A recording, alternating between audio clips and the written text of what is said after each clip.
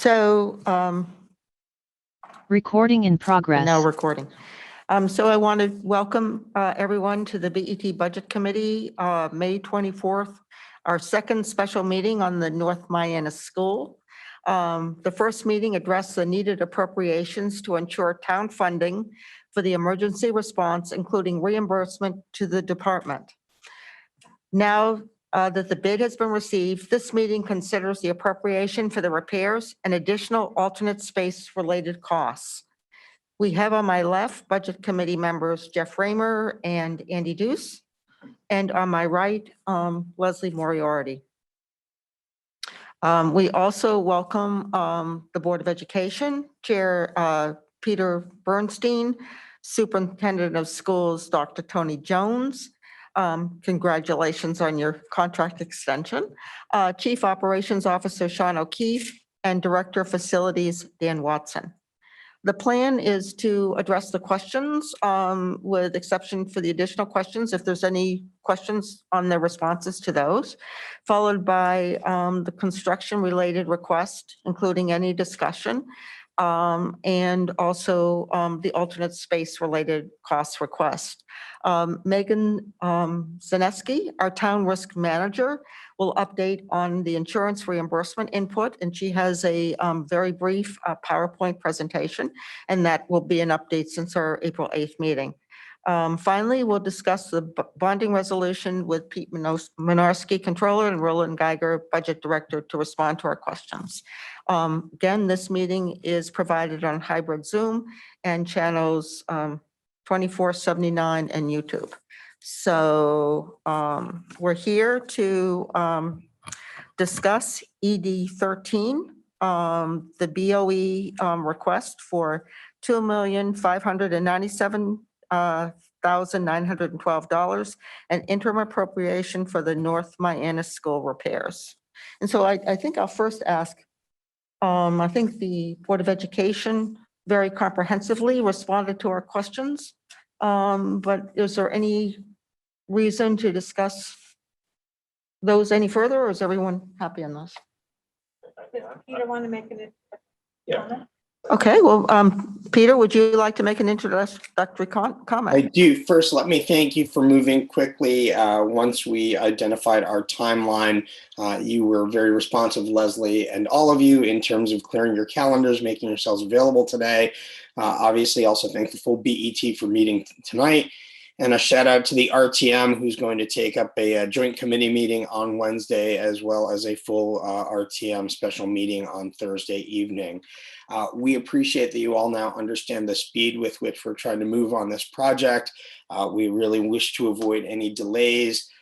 Dan and Sean can fill you in more, but you know, the supply issue is really becoming a challenge. We want to make sure that we're in a position to get this contract signed as soon as the RTM acts and allow the contractor to go out and start procuring the supplies needed to get this project started so as to avoid any delays on the back end. So again, thank you for your cooperation with regard to the timing and hopefully the positive action that you all be taking today. Thank you, Peter. So shall I just ask if anyone has any questions or anything on the questions themselves? Leslie, would you like to? I wanted to ask a question. In the documentation you sent us, and thank you for the thorough responses, you talk about the need for the contingency. You brought it down a little bit from 15 to 20%, but you're maintaining the 15% on the dollar amount. And you talk about some uncertainty with material cost. Is there anything unusual or different in the bid response that you got that keeps material costs floating, or are they locking in a firm price on the scope of work that they've bid on? Dan, I think you'd probably be in the best position to address that.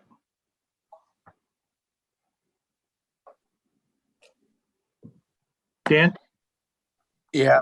Can you hear me now? Yep. Yeah. So obviously we all know what's going on in the world, and construction costs, material costs are fluctuating daily, not only cost, but availability. So that's one of the reasons we were still looking for a healthy contingency, and we are still talking about a 100-year-old building. We think we're in good shape. We really aren't going to be ripping down any other walls other than to change out some piping. But again, it's a 100-year-old building, and I'd rather ask you once, or I should say twice, than have to come back a third time. So Sean and I debated back and forth. I originally wanted an even healthier contingency, but I think we settled in at 15, and that's where I like to keep it. Just specifically, and I agree with you that contingency for all of these kinds of projects are necessary, because you're right, you're going to find things that are not included in the project scope, and then they become change orders. But in the scope of work that the base bid, for example, the base bid that they responded to, are the material costs for the base bid work locked in this price, or does the district have some potential responsibility if material costs exceed Werner's estimates? I don't know exactly how the language is in the contract, if there's a date, an official start date, but I know, now we're looking at the bid is almost a couple days old now anyway. I think common sense would say that they would hold their costs until they have a contract in hand anyway. But if I think the time lapse is any more than a week, I wouldn't hold them to it. I mean, literally, we are getting cost changes on a weekly basis. A sheetrock just went up again, just for instance. Still not answering the question. No, I mean, typically. I'm sorry. Typically, when somebody responds to an RFP, they give a firm price for the scope of work. And if there's any caveat to that construction price, that would be itemized in their exceptions. So I'm just questioning whether materials are an exception to their base bid. It doesn't sound No. like. It's not. We don't allow exclusions in our RFPs. So it is not. And typically our RFPs have a language that bids, any bidder must hold firm to their response for a period of time. Typically it's 6 weeks or whatever that period of time is specified in the RFP. And I don't recall what was included in this one. So it sounds to me like right now the town, the Board of Ed, is not bearing the risk of costs of materials for that base bid scope of work from the responses you've given. That's my question. Thank you. Is that correct? I Sean? don't. Okay. So can I ask a related question on contingency? Dan, does the contractor have a contingency within his own contract that this 15% would be added to? That frequently also occurs. We don't have a breakdown from them yet on their costs. I would imagine they would. That's just the way business is done, but we don't have a schedule of values from them yet.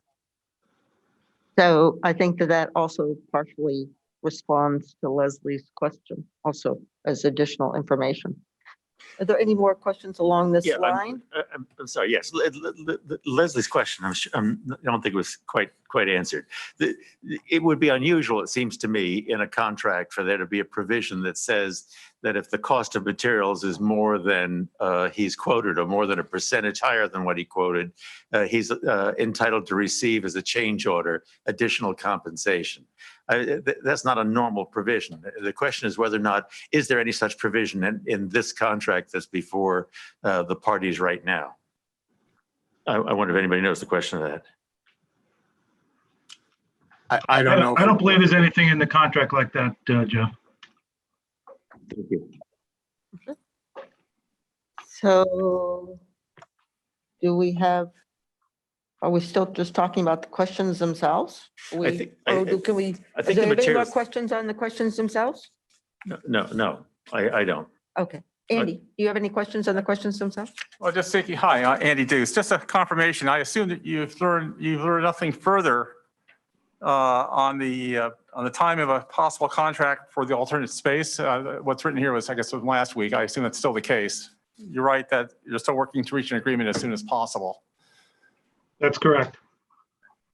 By the way, I also like to echo earlier sentiments. I want to thank everyone at the BOE and the schools for responding so thoroughly. And specifically, I appreciate the time and attention provided by Sean and by Dan for giving us tours last week of the whole BET Budget Committee of North Miami. So it was very helpful. Thank you very much.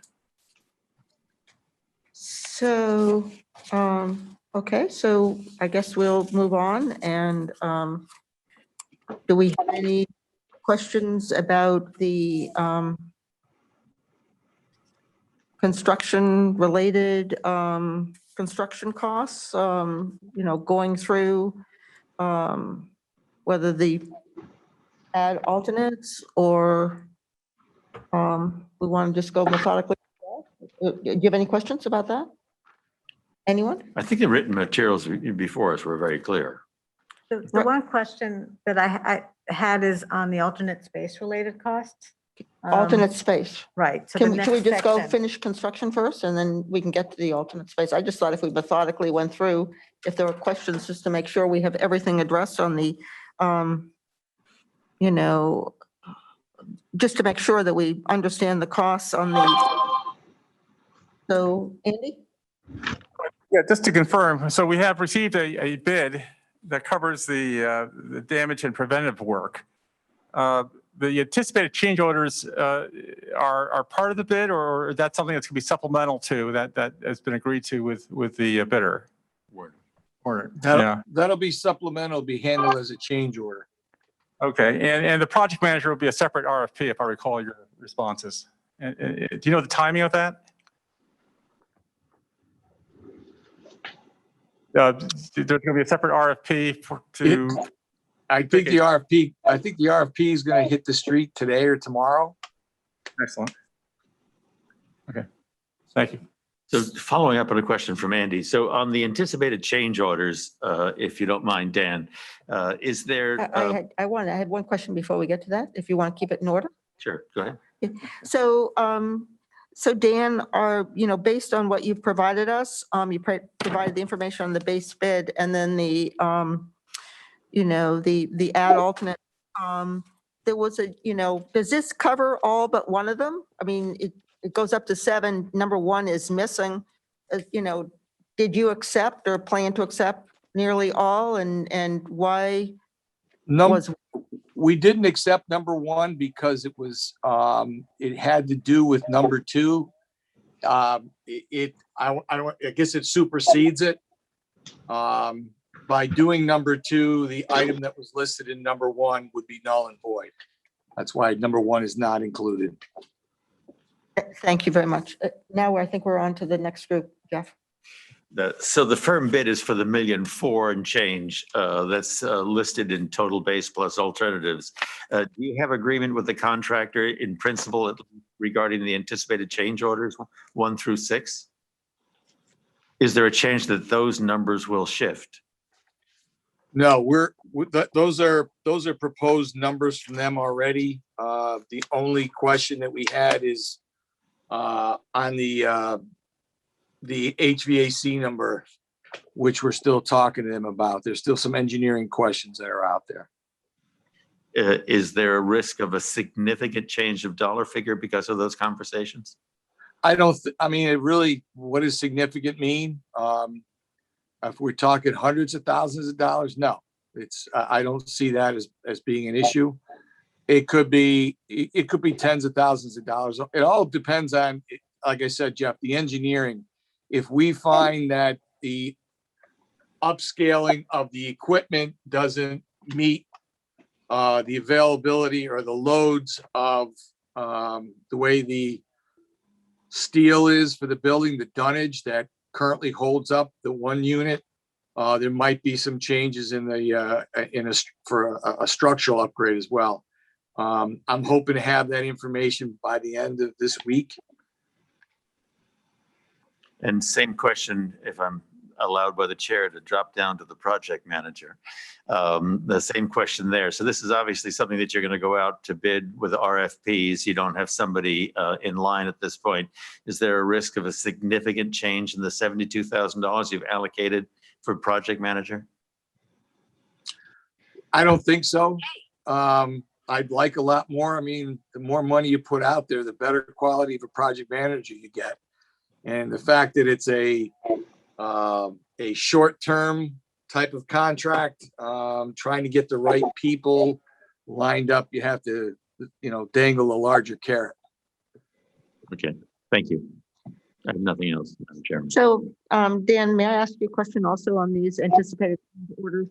I assume that these anticipated change orders were items that came up sometime between when you issued your RFP and when you opened the bids.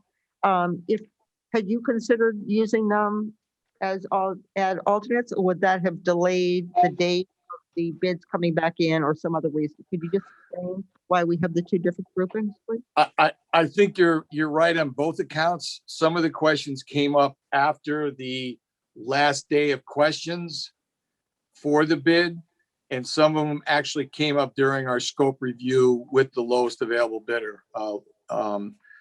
So timing wise, if we had to put it all out, for bid again, we would have not wasted. We would have had to add more time, and it could have delayed us significantly longer.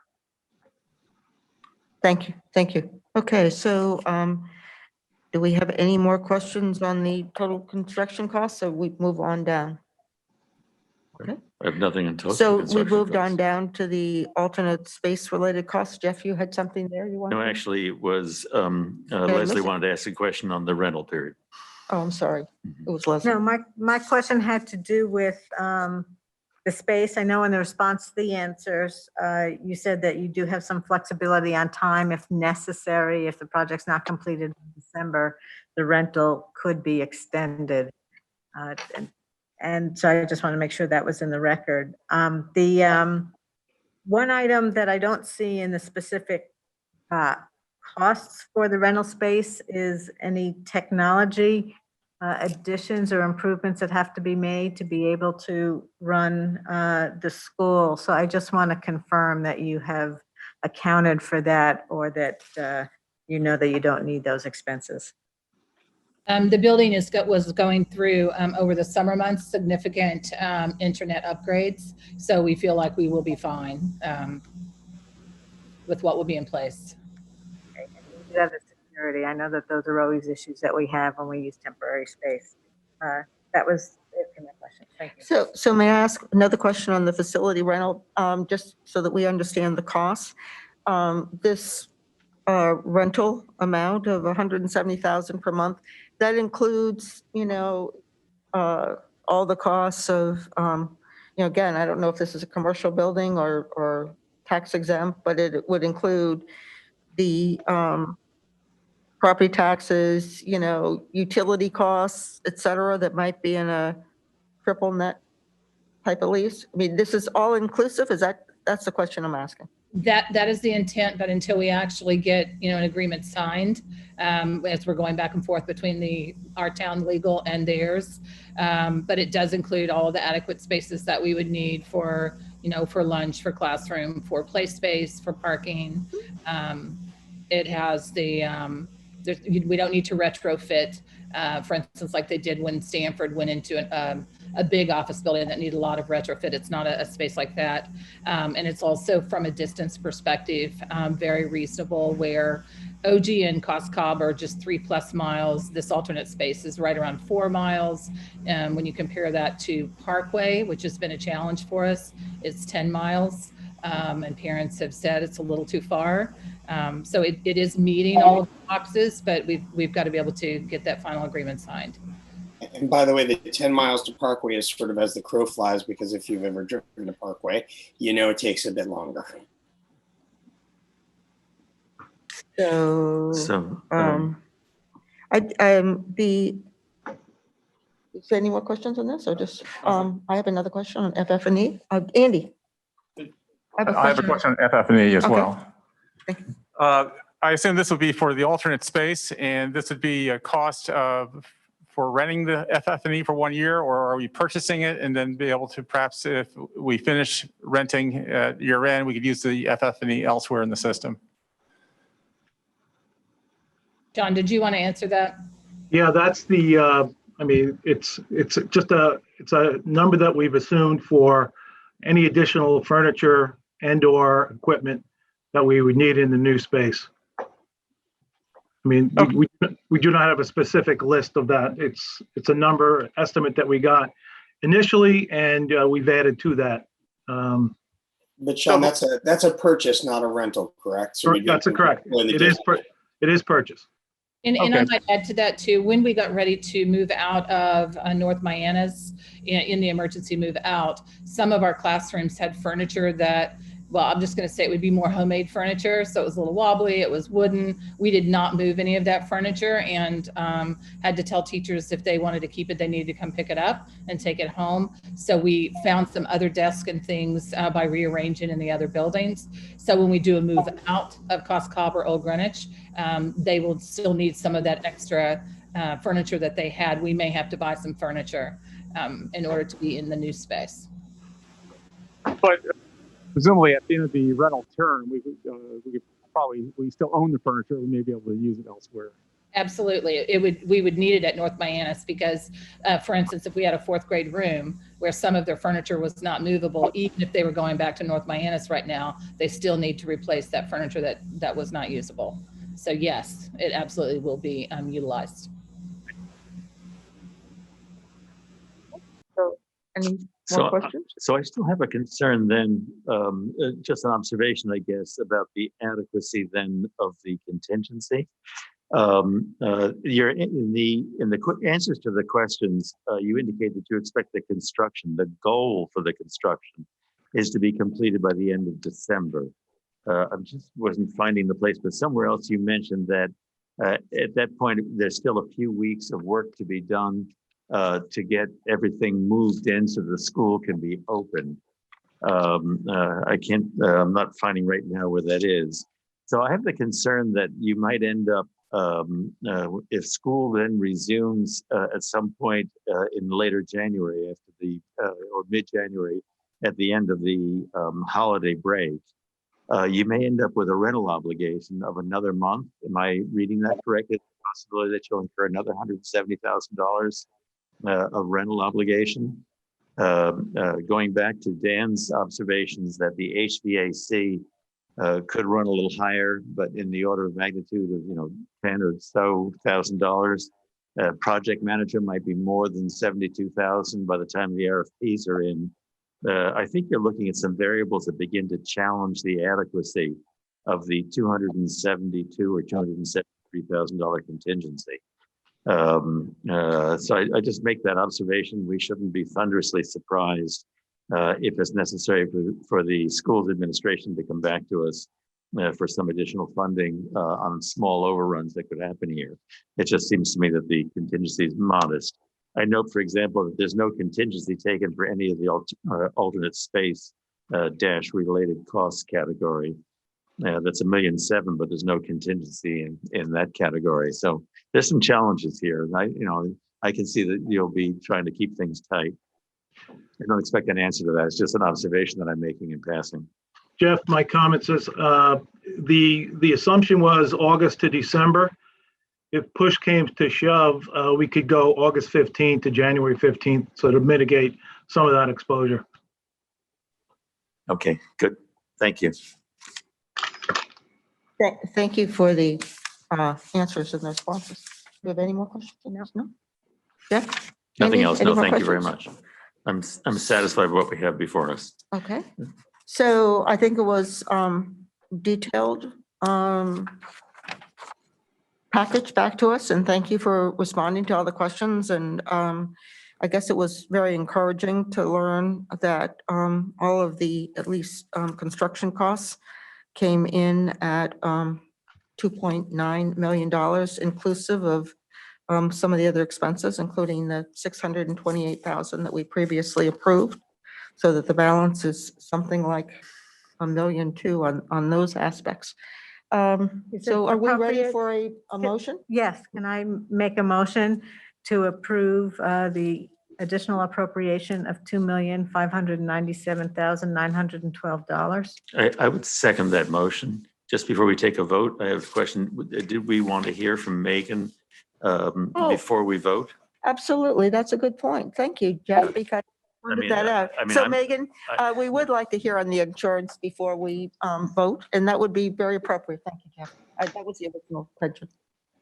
Absolutely. Good afternoon. So I'm going to go ahead and share my screen so that I can get it's just a short presentation up. Sometimes for those that are more visual, it's helpful. Can everyone see that?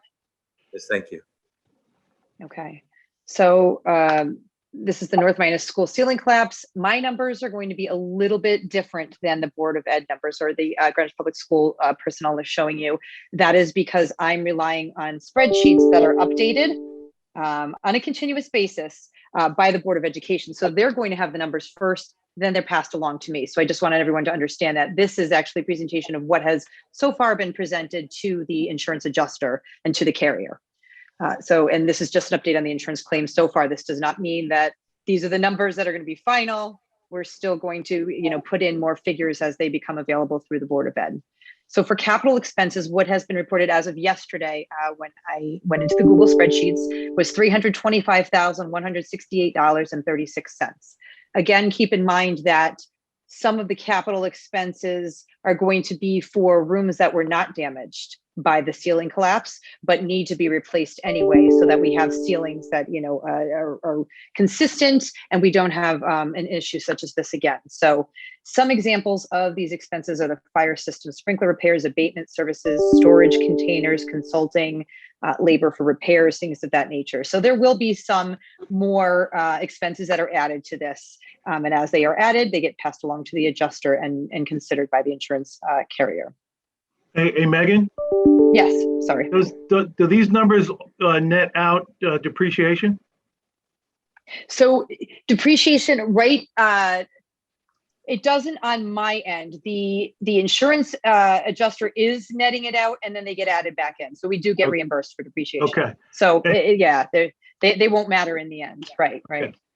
And just as an FYI, Pat on my staff is in the process now of submitting the updated numbers that we have that we're showing here.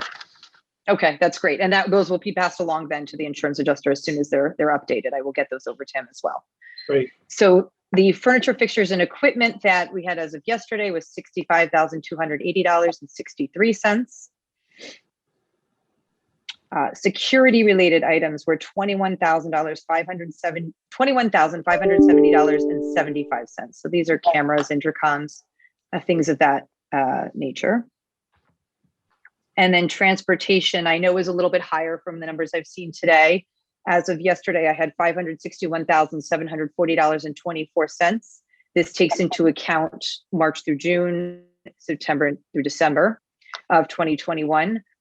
But again, to note, we are going to have a little bit of an uphill battle getting all of those reimbursed. We may be able to, if we can show that all of these transportation costs are necessary for the repairs of the damaged areas. So if we're done repairing the damaged area and we still have rental or transportation costs that are being incurred due to the other ceilings that are being replaced, or other areas of, other rooms in the school that were not damaged as a result of the ceiling collapse, then those will not be reimbursed by insurance. So I just have to work closely with the Board of Education, the Greenwich Public School staff, to make sure that we get those numbers. It may have to be done in a percentage, but we're talking through that at this point. So it's still not clear how much of those costs are going to be reimbursed, but there will be at least a portion of those that are reimbursed.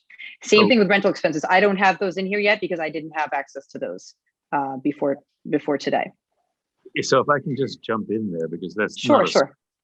First of all, I hear what you said about the working with slightly different set of figures, but the figures that we have from the school board before us are a bit over 607,000.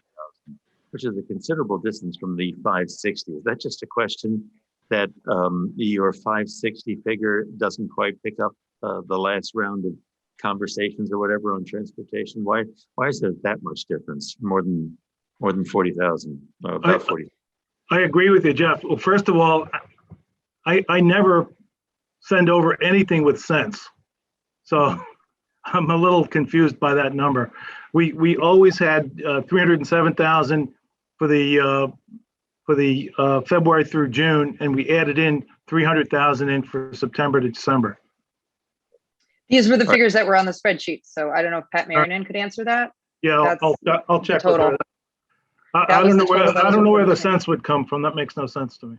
Yeah. So, on the sequencing of work, then it seems to me that that you've shown a clear reason for us not to go thundering through to try and complete the collapse areas before we complete the other areas. It would really make most sense to try and deal with everything along on the same schedule. I mean, I don't know if there's a way to do the work in that way.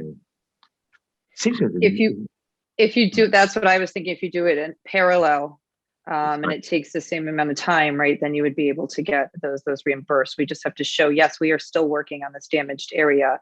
And if there is a delay for some reason, there has to be a reason for that delay. We can't say, well, we went to work on another area of the building and didn't have the staff for this area, those types of things. So, but I agree, Jeff. I think if they were worked in parallel and it took the same amount of time to repair those sections, then yes, the students cannot get back into that section that was damaged, and we would need the transportation and rental costs all reimbursed.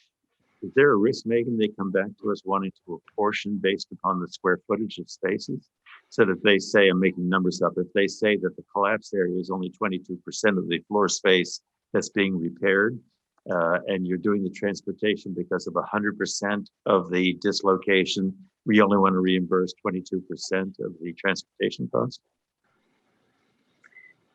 The entire section of the building had to be closed to repair this, so that they could come at it that way. I haven't had that indication as of yet, but I would argue against that. We cannot let the students back in the building. The life safety. Even the other components classes, were out. right? Exactly. It's not open, and so I think we'd be able to get around that. The only time, they may ask for a percentage because it's difficult to figure out. Say we get that portion done first, and there's still a little bit to be done in the other areas before we can reopen. Then they may, because it may be easier to do, some percentages that way. But I would argue against them just taking a percentage. It just because it's a percentage of the building doesn't mean it's going to take, it's not apples to apples. It's not going to take, that percentage of time. There's more to be done in those areas than in some of the other areas, is my understanding. So. And if all we were repairing was the collapse areas, the closure would have been just as long, and the transportation would have been just as long, and the safety of the students not being admitted to construction areas would have been just as long. Correct. Even if the other areas were not being right. Correct. That's the way that I would come about it. Sorry, I interrupted your presentation. That's okay. No worries. Did anyone else have questions on the transportation section? Actually, the question I have really is on the capital section. So transportation reflects the dollar out through December. Has the capital, and maybe this is for Sean, has the capital been updated for this bid, or that's what's currently being worked on? Yeah, when it comes to the capital, I think that's whatever was agreed to by the claims adjuster. That initially. So we have not, once I get the figure, the final figures in, is when we will get the final number on that. This is just what's been agreed upon so far. Okay. And this does not include the rental expenses. That's still under discussion whether it's eligible? Rental expenses are eligible. How much of them, again, is going to be similar to transportation.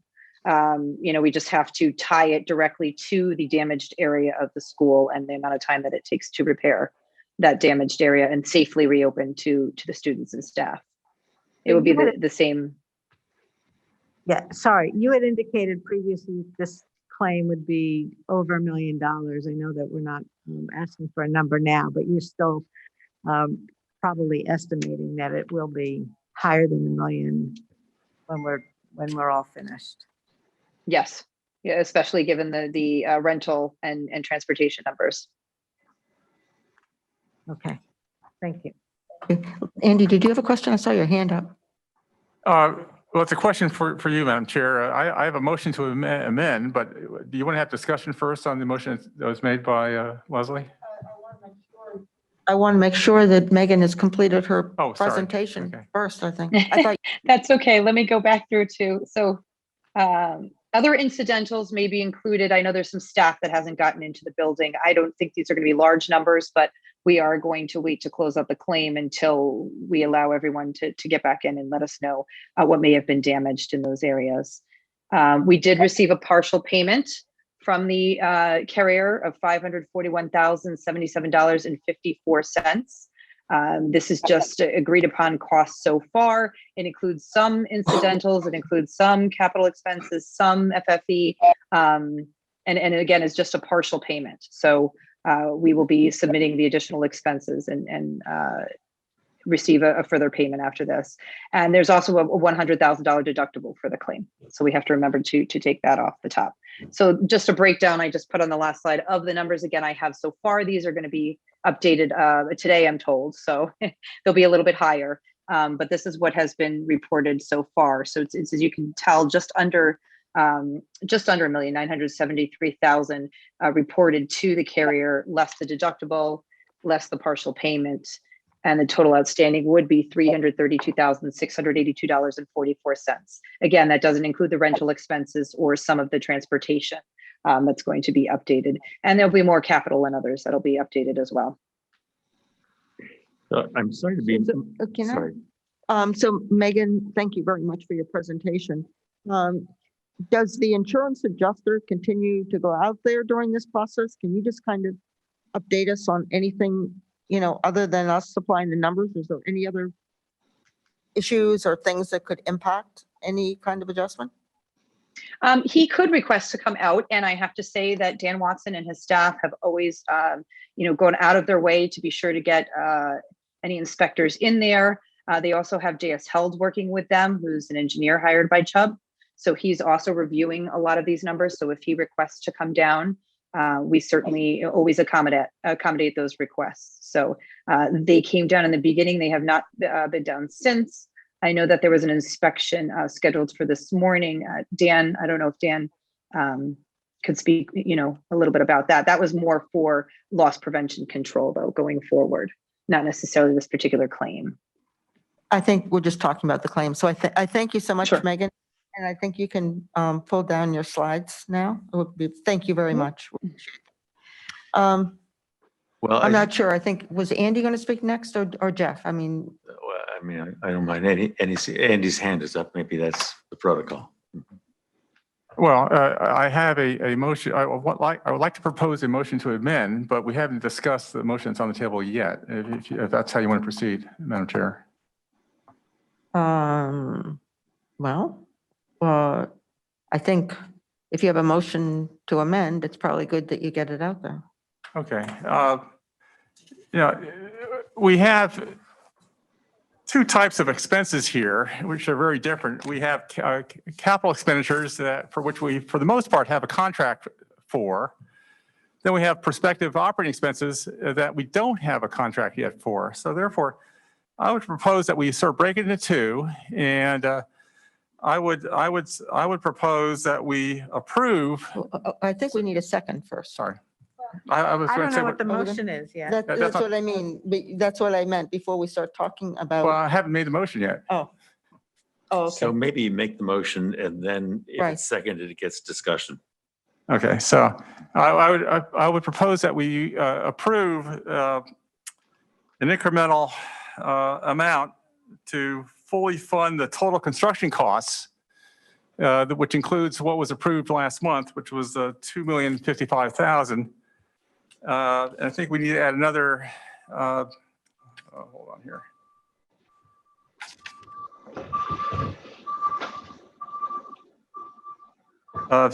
Looks like and add another $824,789 to get to the total of $2,879,789 total construction costs. And I would propose that we would approve that and seek them to fund it through consider it to be capital. For the alternate space, I would also propose that we defer that if we can until the June meetings, where we may know at that point more information on the contracts, and we would still have time for us to review it as a BET budget committee, BET full committee, and also the RTM in their June meeting. Is there a second? So I'll second it so it can be discussed. So I don't know if Andy has further discussion. I know he's already spoken some, but he has the right to speak Go ahead, first. Jeff. Yeah, I'm good. So I would have a concern about that it prevents the schools administration from completing the negotiation of the rental facilities and entering into a lease. It keeps them from entering into a contract with the transportation company for the transportation services. They can't go out and purchase the furniture, fixtures, and equipment. Maybe it's a marketplace, just like the construction materials, in which there's distress, so that we would be in danger of wanting to open a school, but we don't have the furniture, fixtures, and equipment that we need. And so too for the security equipment, the cameras and the like. I don't necessarily assume that the staffing or the moving are the problem, but I see quite a few categories. The major part of the dollars here are all things on which I would expect the schools administration wants to negotiate and come down to contract, which they're prevented from doing until they have an appropriation of the funds, which authorizes them to contract. So I don't know that I could support this motion. So I see Andy's hand up and I see Leslie's. I'm not sure which one. It looks like Leslie's came first. If I can, just to add to Jeff's concerns, keep in mind too that this additional appropriation of the $1,773,123 would still require RTM approval. So now you're setting again the requirement that there'd be a special RTM meeting, maybe not a special BET meeting. But I think the Board of Ed needs to get on with planning for the students and to delay their ability to contract for the alternate space. They know they're going to need alternate space. We know they will need it. It's going to cost some amount of money, and not to give them the ability to move ahead with their planning, I think is just adding an unnecessary burden for the Board of Education staff. There is uncertainty on the location. It doesn't look like there's significant uncertainty on that cost. I think that they're being aggressive on the time frame. They are planning for December, and there's questions whether that they can even meet that time frame. They need to come back for additional funding potentially, but I just don't see the value or the need to put another hurdle in this project moving forward. Okay, all valid comments. I don't think this would be an unnecessary burden. First, we don't have a contract here, and we saw last month when we did not approve what the BOE was seeking, and what they received ultimately was a bid or to the RFP that was much less than what they had anticipated. I have to believe by not approving an amount in advance from our budget committee and from the BET, certainly helped with the pricing that I got ultimately from the bidder. And we have here, I think, the same thing potentially. Why negotiate against ourselves by appropriating an amount that might be larger than what they ultimately can achieve here? Second, we have in the timetable already scheduled BET budget, BET full meetings, and RTM meetings in June that would certainly be well within the time period that would allow something to be approved without necessarily delaying any of the alternate schedule space to be locked into. So we have 2 or 3 weeks to do further negotiation and to actually get into a contract that we can approve. I have an issue with approving an amount before we have a contract. That's not how I've done business in the years past. And I don't think we should do it here as a BET because I think it works against us in terms of getting best value for what we're seeking here. It's just that simple. Leslie, if I could, this might help. And Dr. Jones and Sean, you can keep me honest here. The amount that's in there, the proposed lease amount, is actually already agreed to. There's just certain terms of the contract that need to be agreed to. Town legal informed me the other day that they've actually sent our revisions back to the attorney who's representing the other party. So that amount is likely not going to change, Andy. It's a real amount. And we really cannot afford any additional delays. I got to tell you, I don't know how we value people's time, but this is our second meeting with you. We're going back to the RTM tonight. I don't think any of us want to see a third meeting. We want to move forward with this project expeditiously. We want to ensure that the kids are well cared for, that we can get them into a place that's conducive to learning, and then get them back in their building as soon as possible. So I don't really understand what purpose would be served by creating an additional timeline. You know, I don't know. I would imagine, and I'll just throw this out there, that if the lease gets signed, you know, later in the week, if the Board of Ed would meet, we'd have an emergency meeting. We'd ask the same of you. We want to get this done as soon as possible.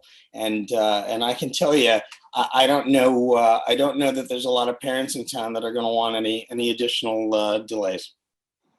So Peter, so to make sure I'm clear, the 850,000 is agreed to already. Is that correct? The monthly rate has already been agreed to. Dr. Jones, Sean, can you just confirm that? Yes. That's correct. Okay, and transportation is not yet agreed to, right? Well, transportation is a contracted rate. So Sean, maybe you can explain how that works.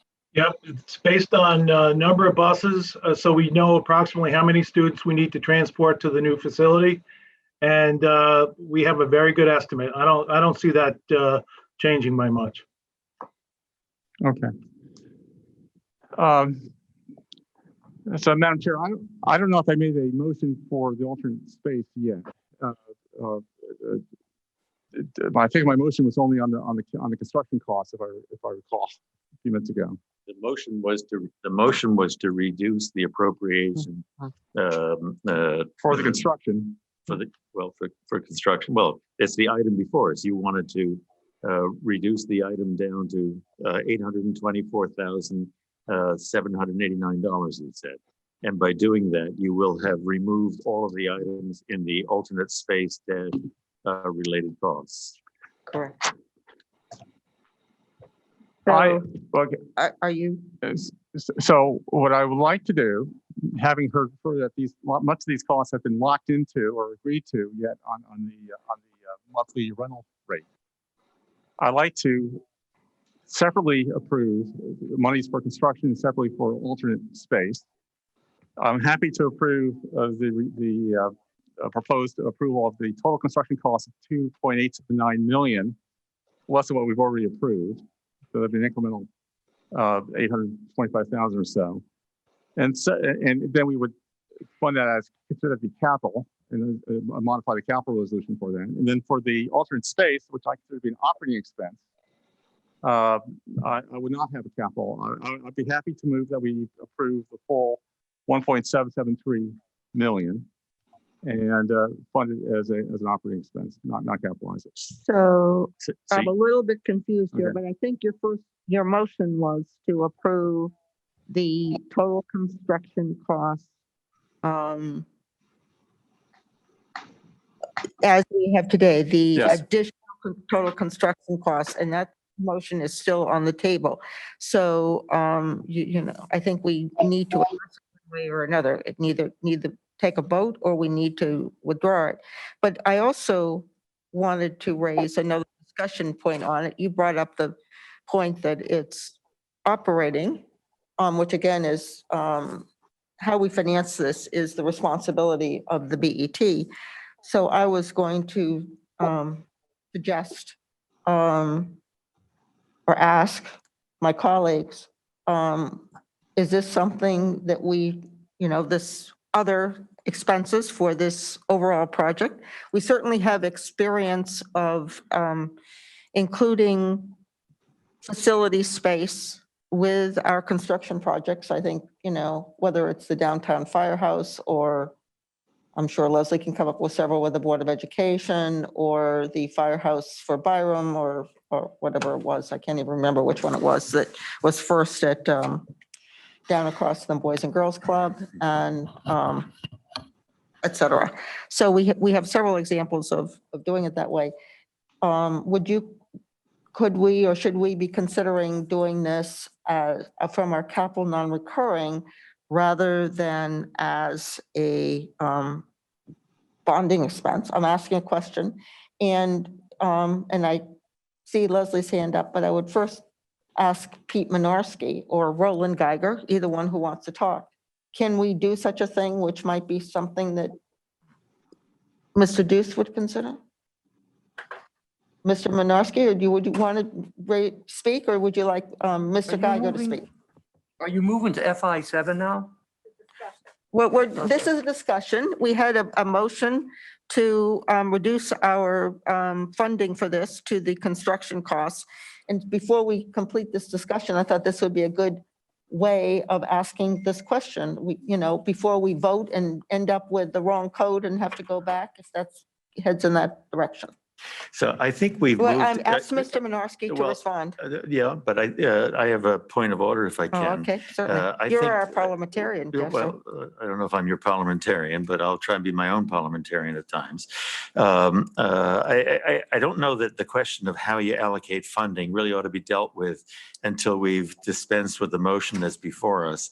And I'm not sure I even quite understand the motion that's before us. I think the moving party is now indicating that rather than have it be a motion to reduce the item to a further appropriation of $824,789, the proposal now is to split the original motion to two parts.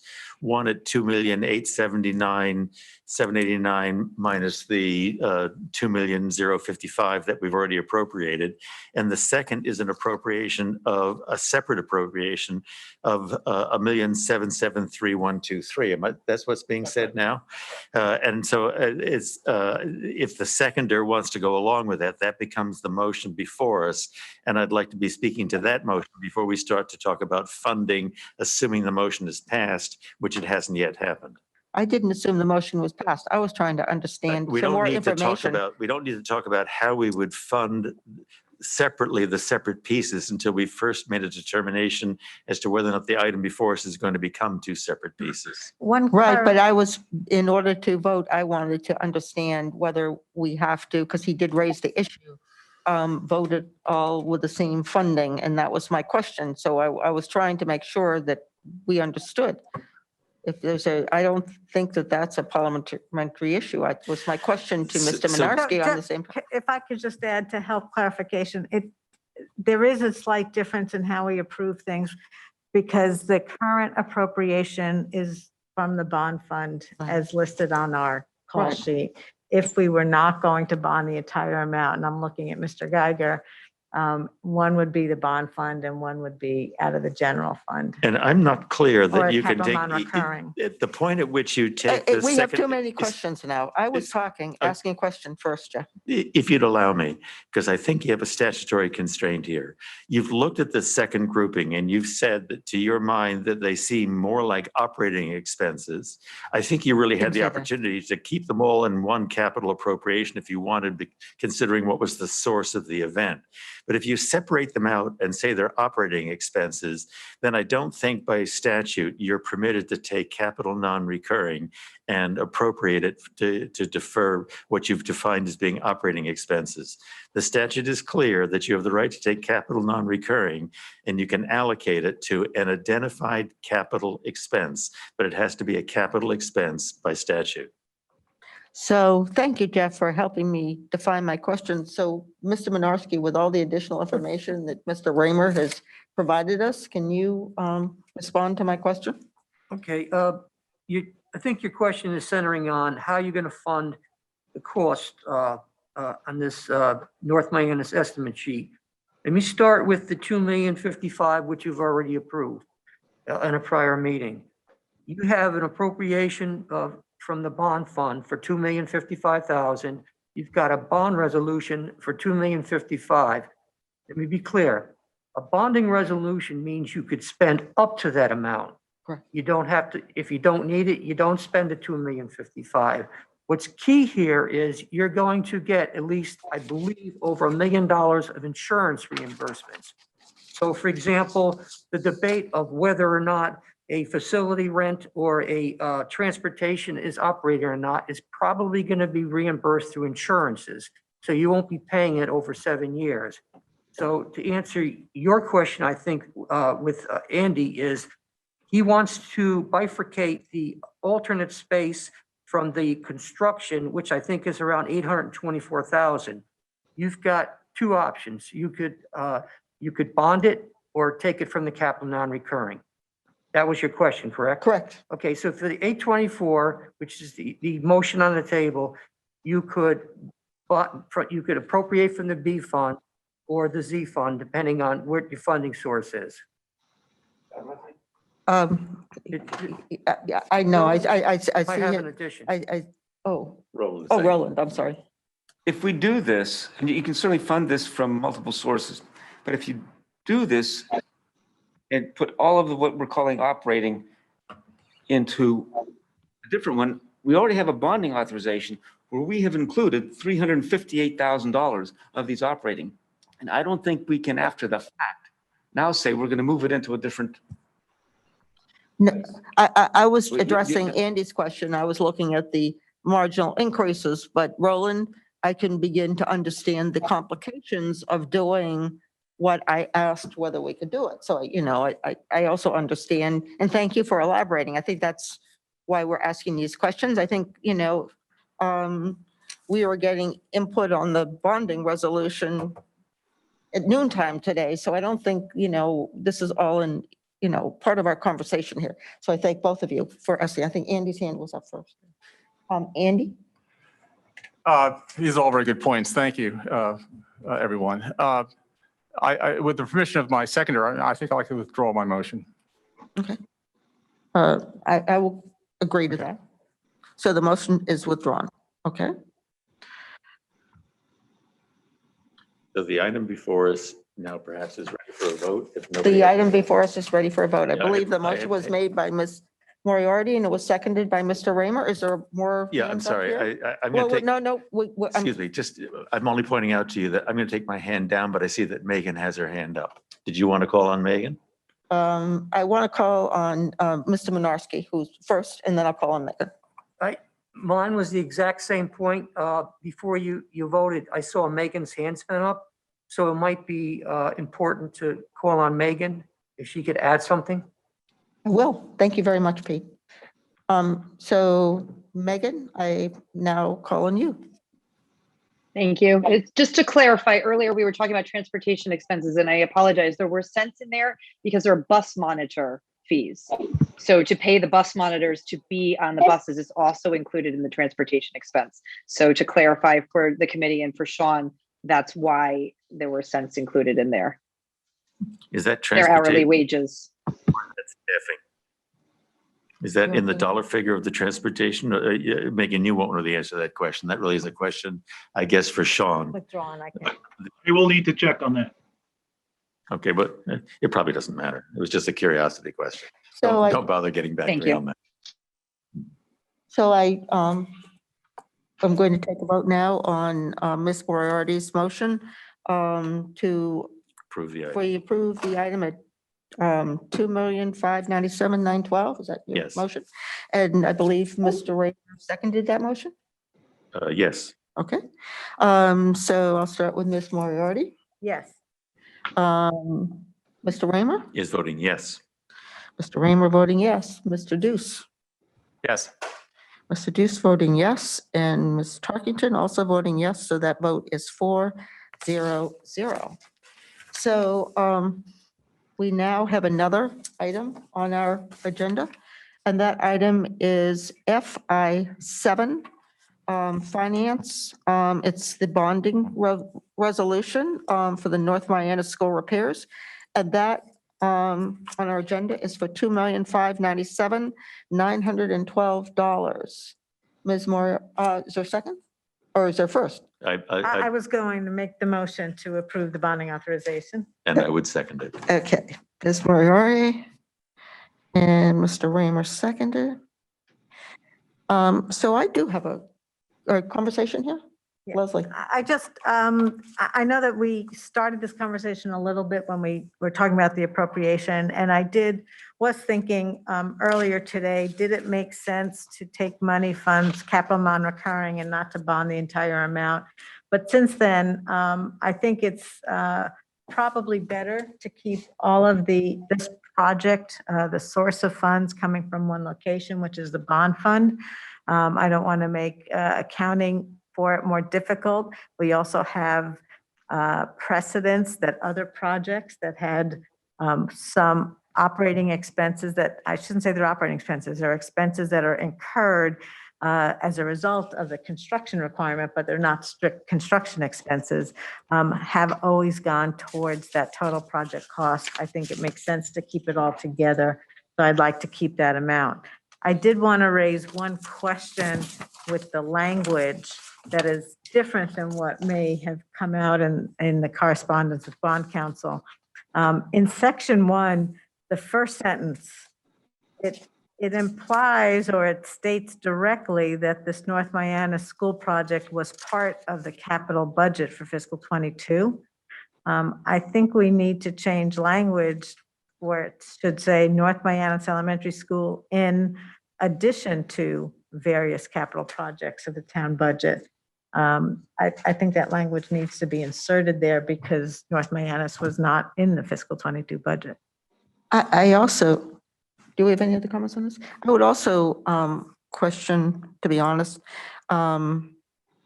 this bond resolution is for fiscal year 21, 22, and also which is repeated, not only in its heading, but also in section 1 and maybe elsewhere, but also in the whereas it's fiscal year 2020, 2021.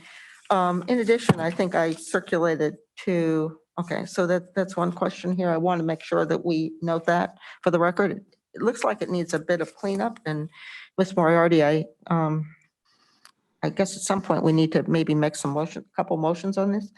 But Mr. Panico also suggested around noontime, a couple, additional language things here in terms of the repairs, what it's stating. And then I would like if Mr. Minarski could view this with Mr. Panico to make sure that this bonding resolution is consistent. And it seems to me, since we're approving this in fiscal year 21, that we need to clean these things up.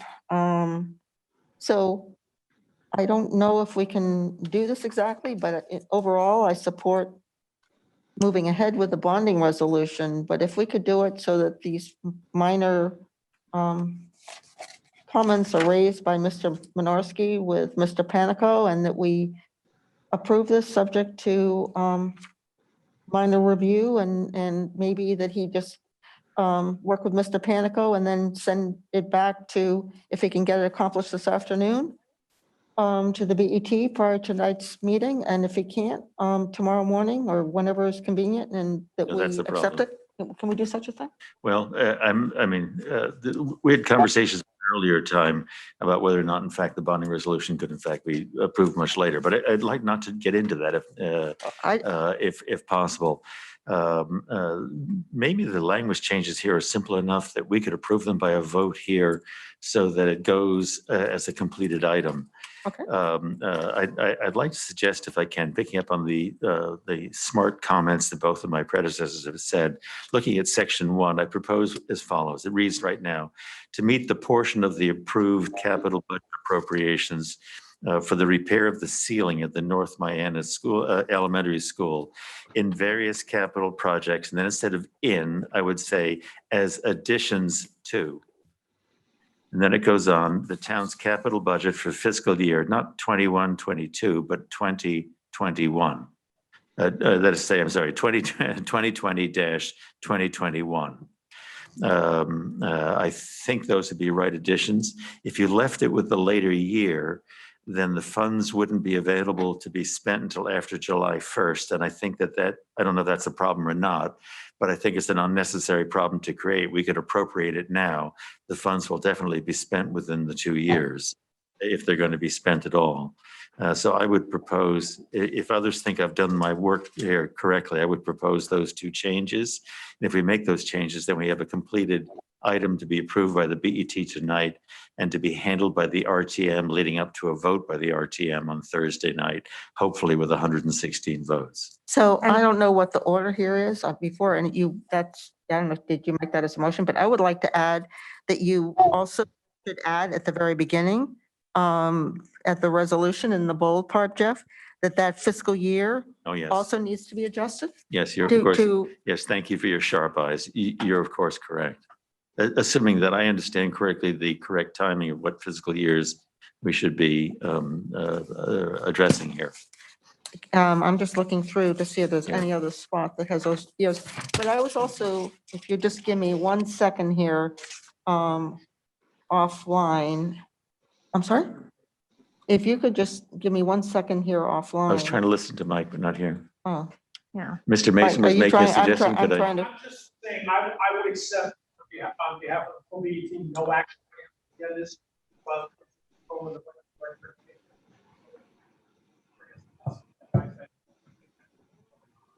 I would say that our committee should vote that there should be a bonding resolution with language subject to as recommended by the controller. That works for me. But I I'm would not like su- to no, vote, I would like to vote the item tonight if possible. I think we should vote this, quite frankly, I'd like you to amend your motion to at least vote it with modifications that we made at the meeting this evening or something like this. I do also think that Mr. Panico, to what Leslie was saying and what Jeff was saying, recommended that we add the word sprinkler systems, HVAC systems, and related plumbing to the description of the project, Jeff, and I don't know. I thought I was understanding from a conversation I had offline with a controller that Mr. Panico has retrenched on that and thinks those changes are not necessary. Maybe Mr. Minarski can correct me if I'm wrong.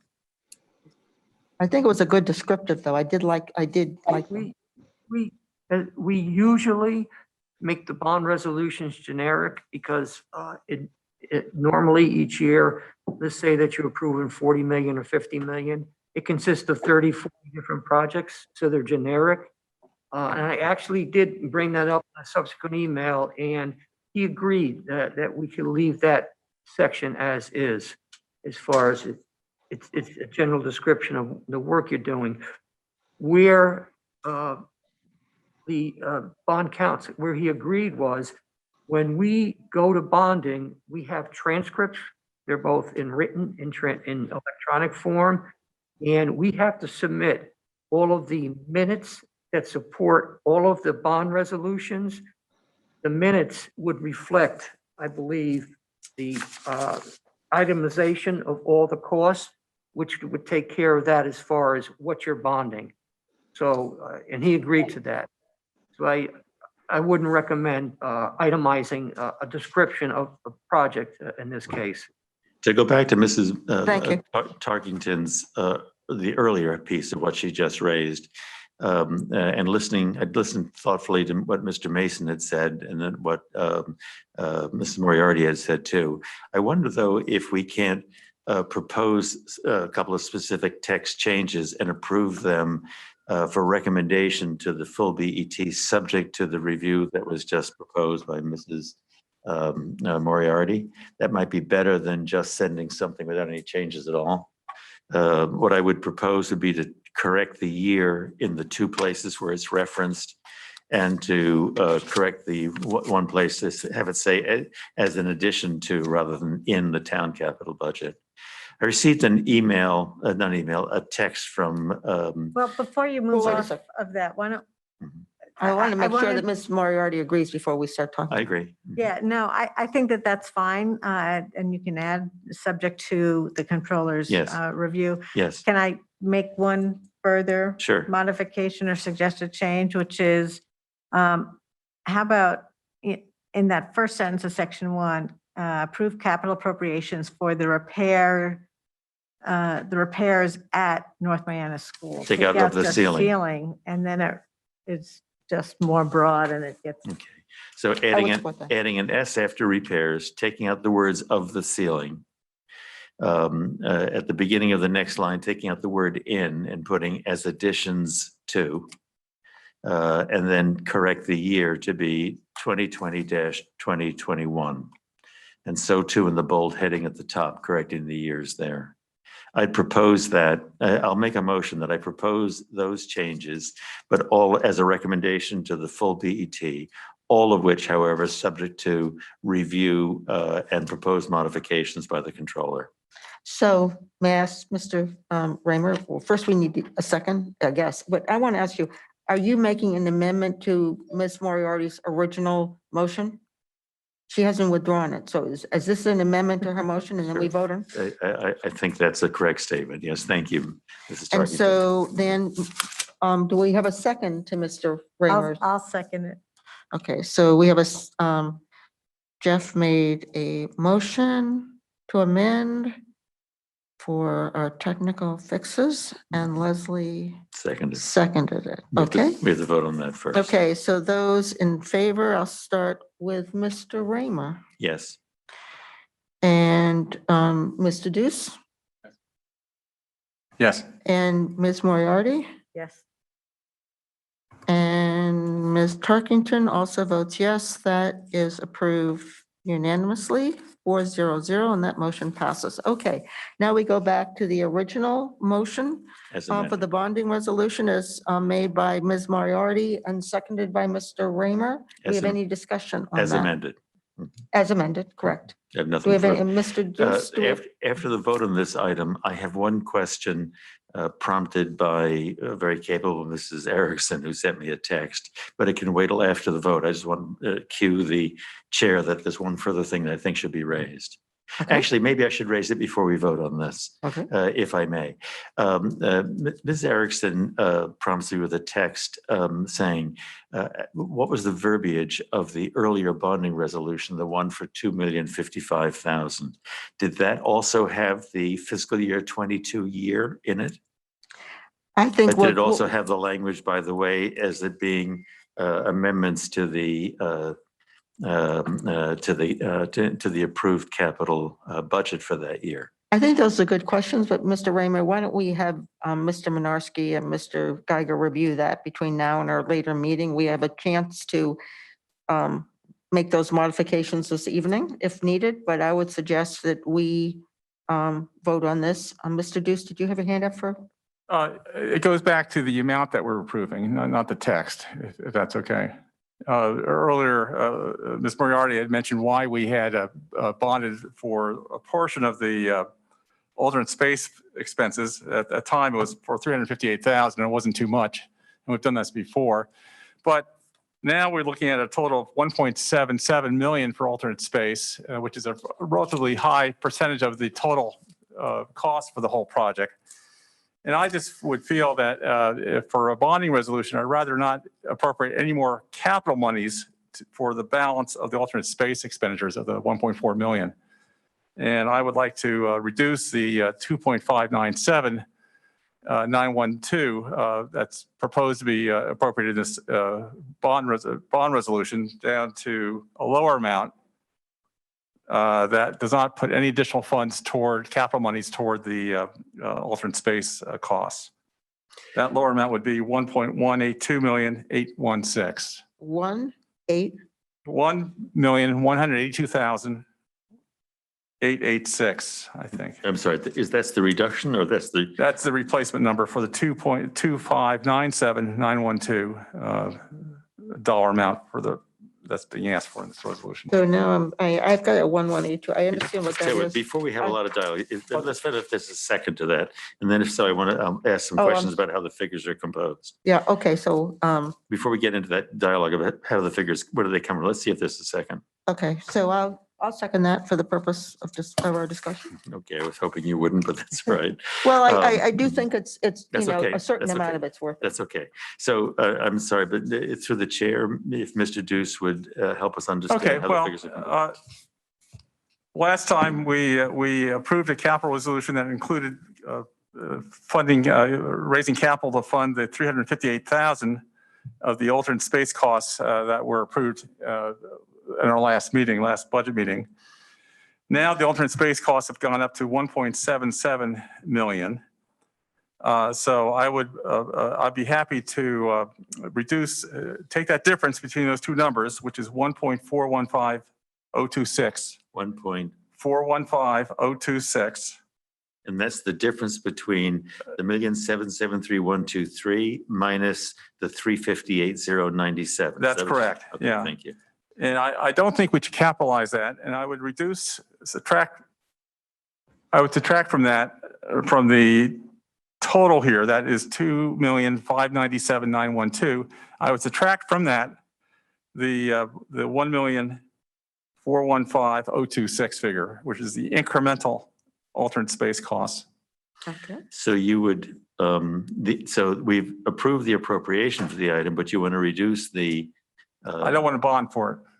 So you need then to have, I'm sorry, man, I didn't raise my hand or ask. No, you didn't. Yeah. But you're forgiven. I'm We raising can- my hand. And you've been called. So we're back in the mode again of dividing this into two components because you need a funding source. And if you're not going to bond for it, we need to have a funding source, either out of fund balance or out of the Z fund, which is capital non-recurring. But we need to have a funding source, and each of these have to go to the RTM. Right now, the RTM has an item which calls for it all to be handled by coming out of the bond fund. If it will mollify my colleague, any, I'll mention something that was brought to our attention by Mr. Minarski a little earlier in the meeting, and that is that we have insurance money. He characterizes it being over $1 million. I'm not quite sure it's going to be quite that high. I'll cast an eye in the direction of Megan, see if I get a facial expression from her. But she has indicated that we've made an application to the insurance company totaling $873,759.98, 540 of which we've already gotten. Another 332, 862.44 would be forthcoming if the insurance company approves it. That becomes funds that come into our hands that could be appropriated at that time. And you're always free, as the controller has said to us, not to spend all of the money in the bond fund. As that insurance money comes in, assuming it comes in, we could be using those funds instead and choose not to be bonding for the full amount of the bonding resolution that you're approving now. And that reduction, plus the funds we've already received from the insurance company, go a long way to achieving the purposes that I can't say you, that Mr. Deuce, I have to refer you in the third person, that Mr. Deuce is proposing now. Well, that goes part way. It doesn't go all the way. My intent is not to make this more complicated, and I apologize if this is what's happening. But again, I just feel anxious when we talk about issuing capital to fund operating expenses, and that's what we're doing here. So, Ms. Moriarty? Ed, I view this a different way. I do agree, we are increasing our bonding authorization and potential amount to be bonded, but I believe that these expenses are related to and directly related to the capital project caused by the ceiling collapse. So they are defined even in accounting purposes as capital expenses. They're capitalized expenses. So I think it's appropriate to give us the choice to either bond it or not, or have it come out of our capital non-recurring. It's not a choice, I think, at this point, to have it come out of the general fund and operating expenses. So you're treating it as capital anyway. It's just a matter of which fund it comes out of, the bond or the fund that we have for unexpected capital expenses. And I also don't want to create a paper trail issue, which we may be doing here. So as Mr. Martinarski said, to the bonding authorization, he would include this outline of expenses. So that means there has to be, a lot of care given to what of the actual expenses are allocated to the bond fund versus capital non-recurring. And I think we're just creating a potential problem to make a mistake that we don't really want to cause. It would require more work and sort of better systems, checks and balances to make sure that we're putting it in the right account. Granted, our people are good and I don't expect that there would be problems, but it's an extra challenge that I don't think we have here. I think that the insurance proceeds, again, would have to be allocated to the right place, whether it's coming out of the bond or does it go back into capital non-recurring. And look, I appreciate you not wanting to increase the outstanding capital that impacts our ability to do work on other capital projects, but I think the resources are still there that we can address those as we go forward with budget processes or other issues coming up. So I think that it's a good discussion to have had, but I think these really are capital expenses that can be treated this way, the bond, through the bond. So I think in many ways, we had this discussion when we were talking about the appropriation itself. I certainly understand the differences here, and I think it's the size of this and the unknowns of it that probably is raising the questions. And I wonder if, as an alternative to this, perhaps putting a condition on the facility rental might be another way of, doesn't have to go back to the RTM, but hopefully this will get completed. And is it the unknowns of the rental expense also? That way the condition could be on it being proposed as 850,000 and, that we advised of the location, if that's appropriate for this board. We were told that the rental is a static figure of 170 a month. It's not under negotiation any longer. Okay. You've been flat out told that is the number. Okay, I'm just trying to put something else forth. Yeah, and typically, and as you know, the budget committee doesn't approve conditions. That's Right, something that no, you I can know, but raise we tonight. recommend them. So I'm not sure that proposal addresses Andy's concern, but that's for Andy to respond to. I'm I mean, sorry. to my perception, It's up for Andy. if one wanted to rent classroom space somewhere because you wanted to operate a new program, that's an operating expense. If you want to hire buses to bus the children to that rented space, that's an operating expense. The moment I have a mishap, a capital failure, and a reconstruction cost, and I have to rent short-term some space to house the students that have been evicted from their regular space, and I have to transport them to this space, that's not really an operating expense. That's the consequential events that follow the capital failure, the capital loss. I realize it's the same classrooms, it's the same rentals, it's the same buses, it's the same kids sitting in their seats looking forward to getting there or home or whichever. But there's a difference between whether I'm incurring these costs to run some new academic program or whether I'm trying to scramble to find a way to continue education for kids who've been evicted from a school where a casualty has happened. I don't know if that helps, Mr. Duasin. Mr. Deuce, and then I'm going to call for the vote on this. Okay. It does help, but I will ask Mr. Raymer, what's the lifespan of this investment in the rental payments that we're making? Really short, I hope. Okay, enough asked. Okay, thank you. So I'll start with Mr. Deuce this time. Oh, so the vote. item before us is, let's say it for The the item record. before was, To reduce the Right. bonding resolution by 1,415,026, so I have it correctly. And that was a motion made and seconded. Isn't that right? So the bond amount would be $1,182,886. That's correct. Okay, so Mr. Deuce's motion. Mr. Deuce? I'll say yes. Mr. Raymer? No. Ms. Moriarty? No. Ms. Tarkington, no, that motion has failed. Three. 1-3-0. Okay, so anything more other than, Just the request to the controller to take a look and to offer appropriate advice to us regarding the earlier bonding resolution.